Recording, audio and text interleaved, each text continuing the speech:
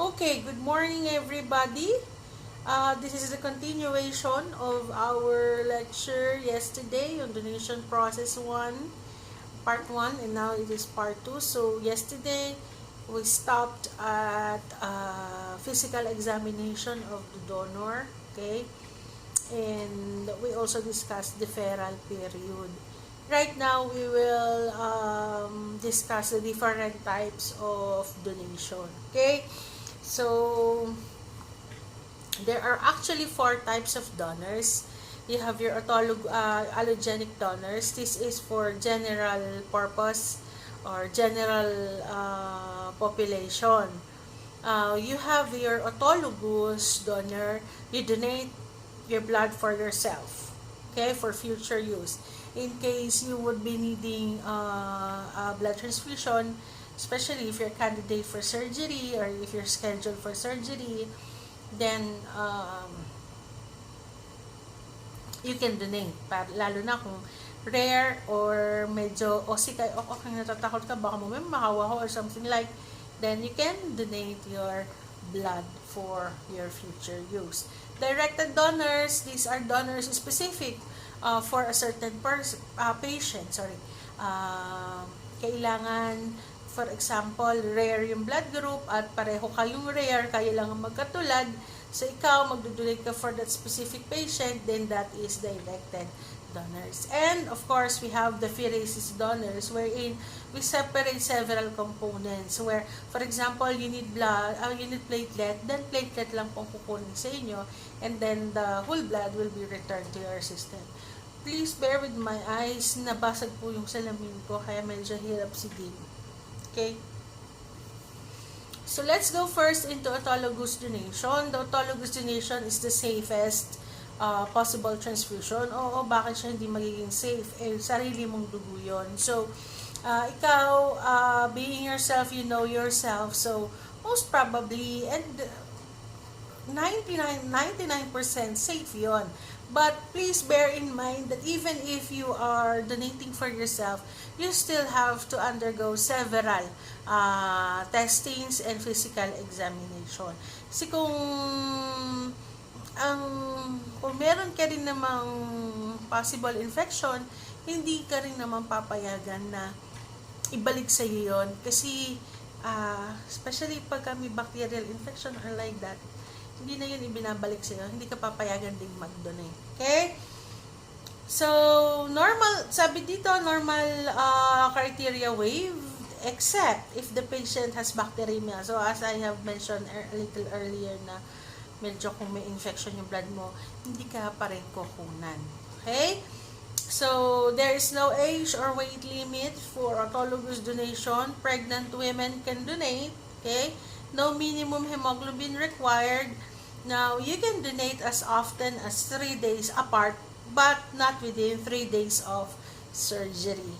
Okay? So, siguro a week before surgery, you can donate. Okay?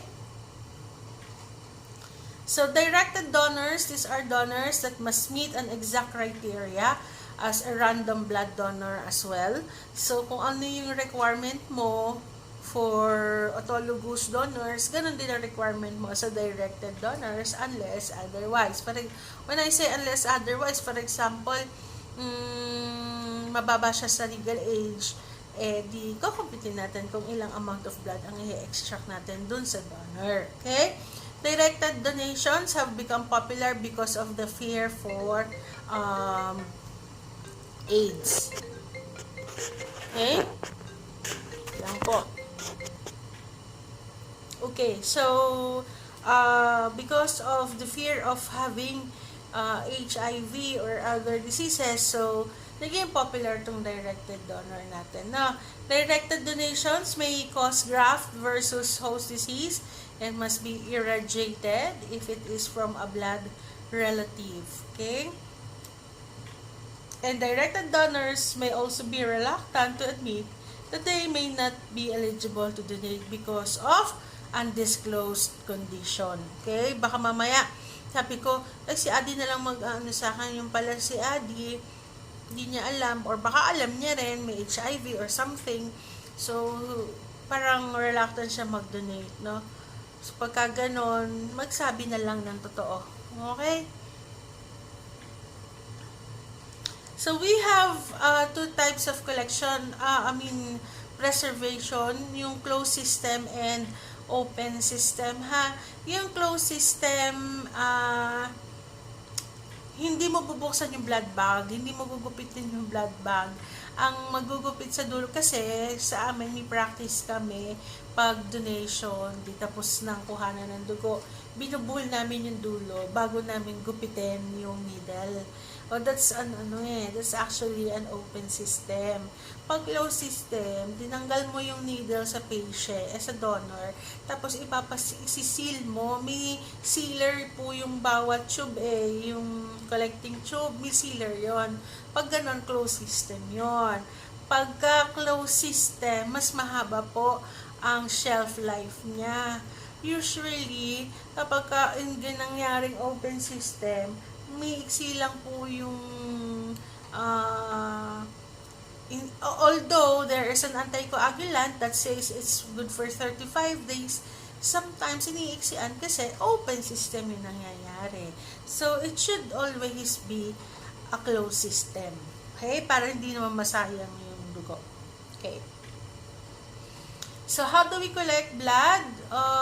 We use clear plastic bags that may contain different mixtures that will serve as an anticoagulants, preservative for the blood. So, what are these anticoagulants or components that is inside the blood bag? You have your citrate, okay? This one chelates calcium, thus preventing coagulation. You have your phosphate. This one maintains the pH so that it would prevent the dropping of the pH. And you have your dextrose. Dextrose yan. So, sugar, source of nutrients and energy actually siya. And adenine, actually. Adenine, it is an amino acid which is, or that maintains your adenosine triphosphate. And that is actually the energy. Okay? Yung ATP. So, kaya siya ay CPD dati, CPD1. Mas maiksi ang shelf life ng CPD. Nilagyan nila ng adenine, CPDA, adenine. Mas pinaba. So, naging 35 days na. Okay? So, ayan po, if it is CPD, it only contains citrate, phosphate, and dextrose.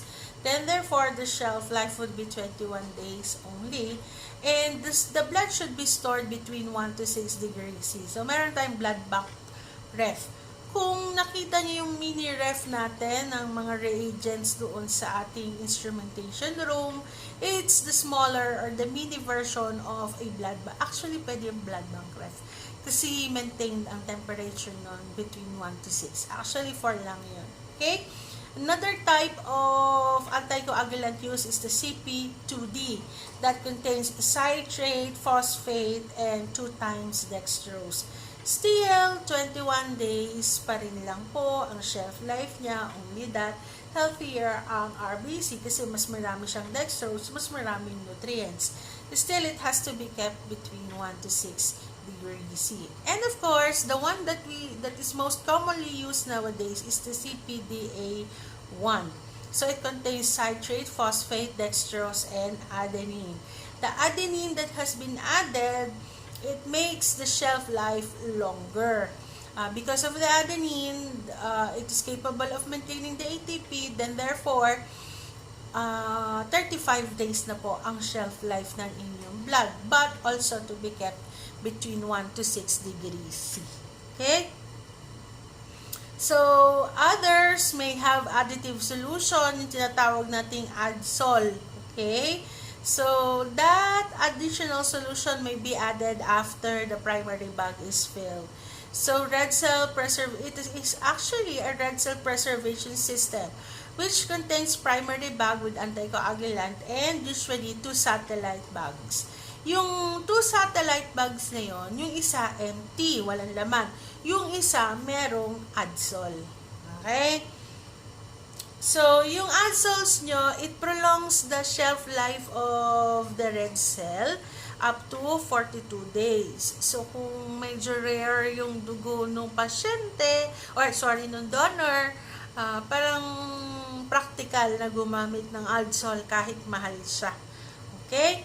So, AS is added to primary bag after plasma is removed. So, 100 ml in the amount of adsol is 100 ml in for every 450 ml bag, and 110 ml for every 500 ml bag. Please remember the amount of the anticoagulant and all, because not only for the school purposes, examination, but also for the board exams, ha. And final hematocrit should have or should be 55 to 65%. Okay? So, there are varying concentrations of substances like adenine, dextrose, sodium chloride, and others. So, there are different types of additive solution, different brand names, pero isa lang ang purpose nila.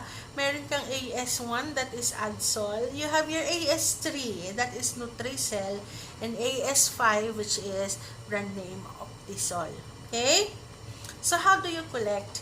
So, the arm is cleansed, of course, first with your iodine. 30 seconds mong i-expose sa iodine. Ito po. So, 30 seconds. Circular motion, ha? From inside to outside. Sabi ng teacher ko ng sa medicine. Inside to outside. Palabas. Okay? So, 30 seconds. Kailangan ma-expose yung site of puncture. Now, also, it should be covered a 3-inch diameter. So, hindi yun lang. Lalakihan mo siya. No? Yan, ganun siya. Then you have to cover with gauze until ready to draw. Okay? Sometimes you may use chlorhexidine gluconate, okay, and isopropyl alcohol if the donor is allergic to iodine. Nung kami po, ang practice kasi po namin, we first wipe this with alcohol. And then, after wiping with alcohol, we let it dry, and then we wipe it with betadine, no? Para ma-prevent yung, kasi ang laki ni Dalon eh, alam niyo naman yun, di ba, gauge 18, kasi laki niya straw ng sesto. So, pagka ganon, medyo nakakatakot. Malaki yung butas, so malaki rin yung probability na magkaroon ng infection. So, ginagawa natin ng ano. Pero kung allergic nga si donor, then you can use your 70%. 70% ha, not 40, not 60. 70% isopropyl. Isopropyl alcohol po ang gagamitin. Or, alternatively, you may use, kung medyo mayaman-yaman tayo, na chlorhexidine gluconate, pwede pong gamitin. Okay? So, if the donor meets 110 pounds, then you can collect 405 to 495 ml, okay, or 450 to 550 if you're using a 500 ml bag. Kung 450, 405 to 495 ang pwede mong makolect. Okay? Pagka 500, pwede kang mag-collect ng 450 to 550 ml. Okay? So, how are you going to monitor the amount of blood being extracted? You have to use a scale. Okay? Meron yung weighing scale. Okay? So, if it is 405 to 550 ml, ang blood bag na yon, pag napupuno na ng dugo, should weigh at least 429 to 583 grams. That includes, of course, the container and the anticoagulant. Kaya, di ba sabi naman natin, 1 ml is equal to 1 gram. So, technically, kung sasabihin mo, di 550, di 550 550 grams, matadagdagan siya kasi may weight pa yung bag at saka yung mga mixtures na nandun sa loob, yung anticoagulant. So, if you're going to collect 550, then perhaps the weight that will be displayed in the weighing scale will be roughly around 583. Okay?